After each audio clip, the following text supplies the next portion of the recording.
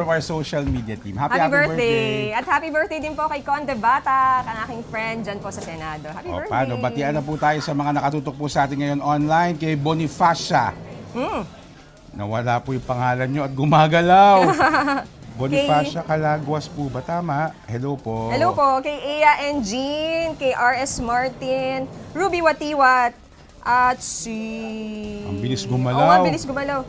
Sino pa ba nandito? Darwin Cabalan, RS Martin, ating mga suki. Nandyan din po si Jennifer Gulmatico. Happy Wednesday Hello po sa lahat. Si Raymond Bartulay nandyan din po. Sabi niya, Hi Sir Jeff and Ma'am Victoria, nice to see you again, Miss Kamandag. Hindi ko pa rin po gets kung bakit Kamandag Kamandag. ka ba? Grabe. Grabe Pero yung thank nickname you. mo Parang may makakosa ka sa Ay, kosa. yan. Althea Floresca, hello po. Hello Beauty Miss Tulad. Thank ang you sabi po. niya po. Si Ea Engine, si NL Game Week, hello po.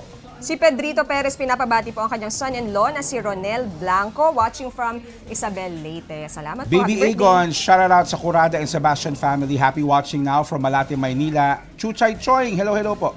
At si NL Game Week, nandyan din po kumakaway-kaway. Si Rarity 768, hello. Sige. Si Darwin, bati mo na ba si Darwin? Oo nga, Bati mo parang si Darwin. Si Luigi Octaviano ang nakatutok Ayan. po sa atin din ngayon. Nag-aabang din ng mga balita. Si Miss Ruby, may pahabol, sabi niya watching siya from Marinduque. Pedrito Hello po. Perez, hello din po. Kung nabati ko na kayo paulit, okay lang, 2 beses ko nabati ngayon. Si Seri Kaluwag, happy Wednesday!